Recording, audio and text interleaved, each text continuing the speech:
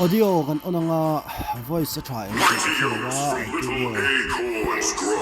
game sound the ring lu to ke audio azoi ti ka kha chaka chuari audio hi ka set thalo ka microphone balance do login audio monitor you can check the volume on your audio monitor tipoi on ni la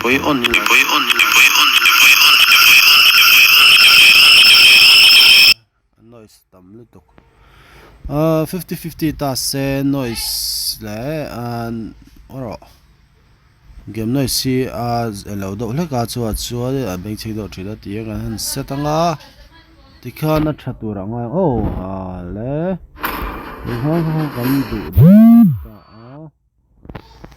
ein set dik set dikapa tikhari audio kharing do ta zonga ka tongpo in lo sha tha dhoi do ta anga lomom turanga chota la tikhanin mai si ka pikta mai mong do ni to hian kan game kheldan hi ka I am the moonlight that breaks through the darkness. expert a hian expert den ka ti me o i expert nge experience len nge ka helawa ta hianin 48 win rate ta 60 match 48 win rate ni mid lane 36 match 64 win rate because I saved my nation from falling apart. Ang chi ang han mo 9 match 67 win rate ni hyper 35 43 win rate my magic flows as freely as the wind. Goldman kan timeya asi mm kan na ang khan I'm Yin, and I won't lose myself, no matter what. nga thum win rate ni raja songa pathum 53% win rate ni chuan matchman to zong tia hian hi entian kolek ne ka thulawa hey this season ka khen chawniam game khal zong hi atammi tu lawa chuan tu hianin mythic ka kai lawa legend hi vela ko ni ka share ti chau ve no ni dia khalte mu na min tian lo en du song te ni chuan like kha poi reng lawa like keu anga subscribe vele keu bonga ti khan pathian mal som na ka dong chu ni mai mi dang he tang lo hian pathian mal som na hi don tur om lawa nang ni min tran puya min like ka min subscribe khan pathian mal som na kan dong chu ni mai chu bak ka pathian mal som na dang ka tan chuan tun ka video content tan chuan om chuang ran lo ani tian ma te kan son chho ve zel nga monetize thai te ni huna kan monetize ve nga chunga chuanin kan la hlo thing tur angai veila sumten lak lu ve huna chon diamond te pukan la lei veng chu tu chuanin kan khel mall top 3 ni ei tuna hian khi priscilla ti ni ko la ko mai sia ni chan le wang 5 seconds till the enemy reaches the battlefield. Smash them. All troops deployed. Kan ni ka sia mania I'll return the favor to the stars. chuan bei khalo ti sang sei lo la ta chun om lo pota tungen hyper and rengila hyper nei lo ni hi guison le dunia ti vel ho hian chunga kerina le chu bok nga chu vel la chu ni keringa an ti sual ve do ri no khain ring ton dawanga hyper thau bai sai khana top don ta last minute kan klem ta le bek lom singa na betas spell how mo The paths of life are not in the stars, not a but pingu beneath do them. Come to me. ma se video content dang kan siang khat ta si ni te kan ti mai lo chuan game lama Behold hian the kan stars. chan la an ti nge lam ta First blood. chan la so trong dai bai lo har ni zo chu kan ve thawa ma se mi zo trong hi har ka ti ni wange ti chuan mi zo trong hi har lo mo mi zo nge hi ko hian har kan ti zong ju son hi ani ma lo mo ai hi rom phu le don chia ti Everyone gets to make their own path. kan ti full khang lang chu An enemy has been hala slain. ni pu khas tan ni chu te Shine for me.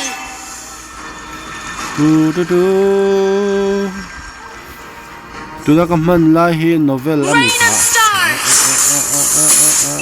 novel ya ani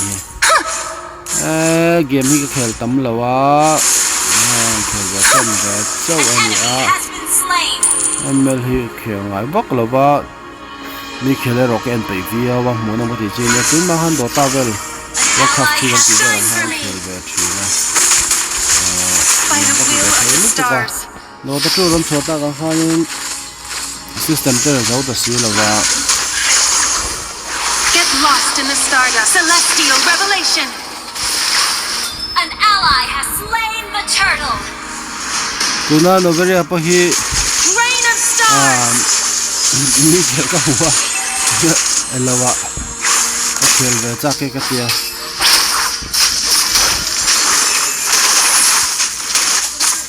Meet your end. an nom hel em ka tia an ti ve chi au An enemy has been slain. nei se You have been slain. an chi tang hai sele amak chu te amak zia chu te ai ya game sound rin lu tu ga voice To kan the on tel embrace of hian the in night sky. noi si tam a ngin te a sin tong tiang ha tam thina Come to me. hello video recording for hi screen recording for hi Boundlessness fe nga ni ml hi And then screen record lawa it became me. a game ma top hi lak so dan in shit zonin no shi te u An enemy has ati been dan te slain. youtube ve al chen anga chu ma se awesome dawa lo soi theile a link vel a download na tur a app sa khang vel link vel ron thon te ka zo ron thon te u lo ni ka tang Shine for me. wai You have wai slain an enemy. hat vele By the lo will of smak the stars. lo khop mai ha chu ha po wang le le ni han ti lo thai lo ni te chu mu thai lo ha chuan ti khan ti la me a Ally has been ka slain. ni la ya tharawa novelia hi mo You have slain an enemy. klem sa te han Come tiam to le me. te An enemy has been slain. ka assist tu rai ngai la ha tu han one hit for ti ka te ngai no Get lost in the stardust.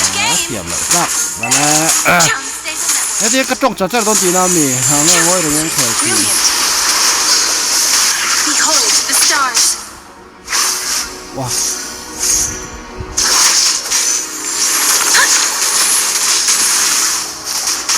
Flare. Cái cái gì gì thấy được là Slain. Paul đây cũng có anh thật gì á.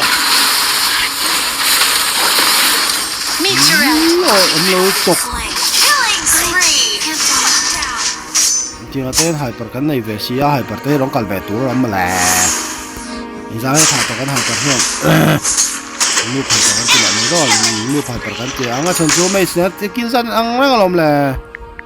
Time to look for new possibilities. Thì khăn lu hyper cái gì, Paul cái thiên mà thì khăn chắc lâu phá lệ mấy đô là lâu nè. Tôi suy ra hem mes som riết vel hi khel to bak zo hi chu mi dang khela ni a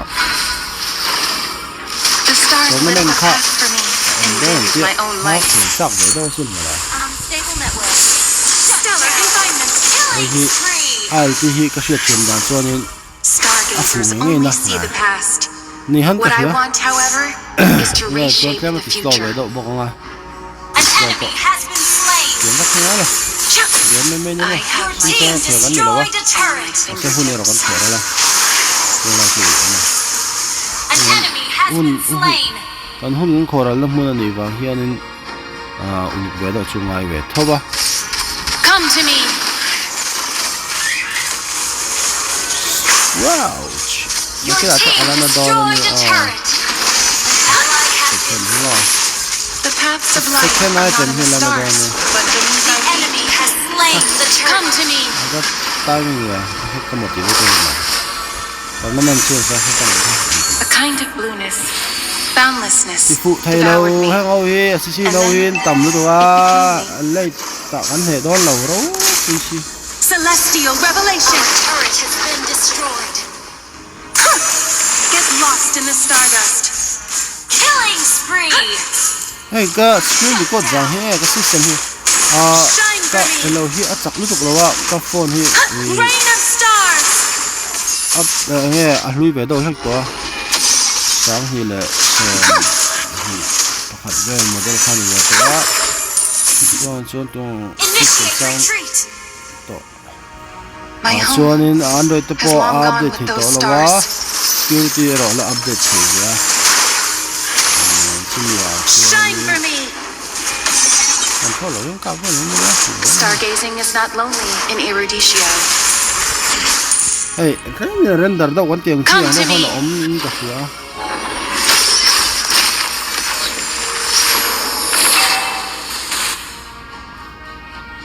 Shining on the outside, yet dark. Come to me. Has been slain. tỷ phú lại thế lộ thật là Ally has been slain.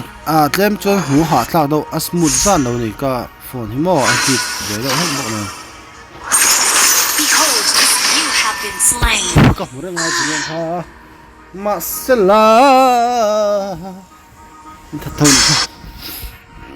the game screen record hian game khela hi mo ti nom che lo ni ang pon is la live lampang kan tran la mai don em ni ti la live page chu tu la hianin kaping hi 40 Back to the embrace of the night sky. ai swing ni sal tu ka 45 in hian la ber ne somwa sombu Killing spree. am chai char ma tu hi ni la ana de ha Rain of stars. Mega kill. enemy is killing spirit Shut down. Rain of stars. còn ấy hi am bu sa thai được nè luôn cái tất cả năng lượng rồi Brick wave. min yak lo la ta Launch attack. này cái thị ý cho nên đến đầu kia rồi best mi dâu thiam mà mi dâu thả ra ai mi cho nên Allah anh game khởi lại tới tiền cái hiện lưu chơi cho cái Time to chơi look for new hết cái có vấn possibilities. đề về cho cái chuyện biết ai chơi mình sang nhân này to goal sang nhân này to thì bao cái về tắc là wa team squad thiên tu hiện này cái mà ni làm bằng hiện này 29.9 k ni là opponent làm bằng 35.8 k goal thì anh Come to me. Stellar confinement. hello biết luôn lại lâu mấy chuyện nào hey The anh stars lâu see tu all, but they never care. anh nuông lâu Come to me. Your team destroyed mình a chỉ hay cái turret. chuyện này anh nuông lâu game thật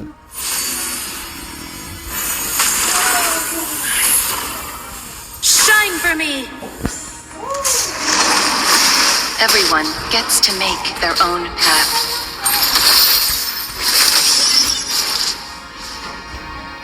chỉ lên là My home. Monster kill. Stars. Shine for me.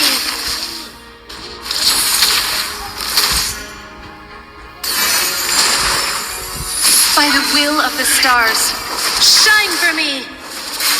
An enemy has been rain of stars. anh là dễ cái cái cái phụ thì anh cũng chính là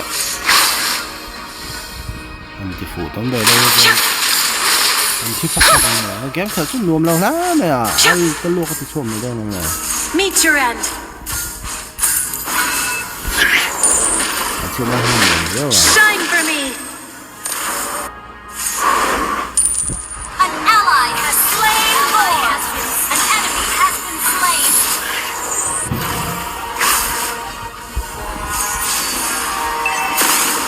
Your team destroyed a turret. An enemy has been slain. Double kill. Shine for me. An enemy has been slain. anh hành ta hey cái screen hay cái record đâu ngạ hay thì chết chút tani cho nên cái upload thời lâu ngay thì muốn nhôm lâu Team này destroyed a rồi turret. bắt đầu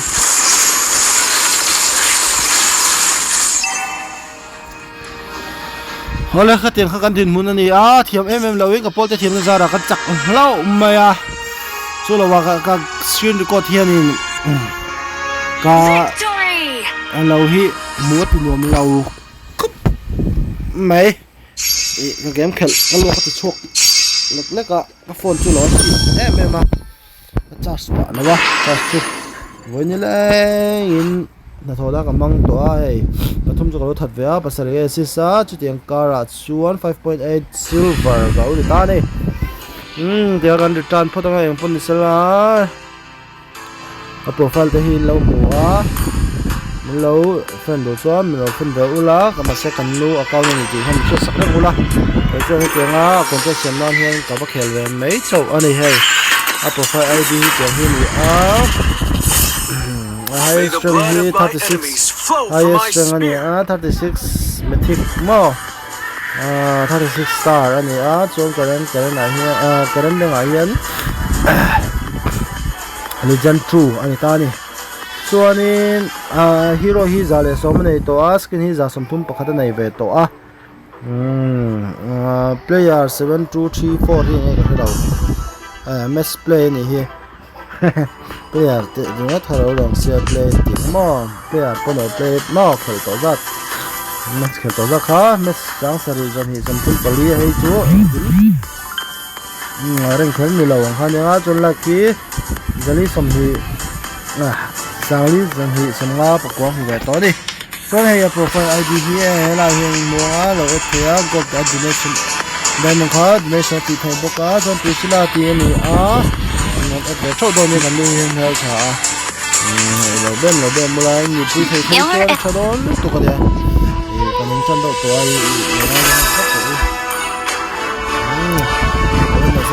ถึงตัวกันดูสักตัวนี่มันเลยที่นี่พอเราเอ็นนี่ก็ใช่เราเล่นมันเป็นเราเสร็จสักตัวอะไรถ้าใครเสร็จง่ายแล้ววะไลค์คอมเมนต์อันสุดป๊อปคานี่ไหมว่าชาวบ้านจะขับไปหม้อไม่ตัดสุดส่วนช่วงนี้สละกันเราได้อาเมน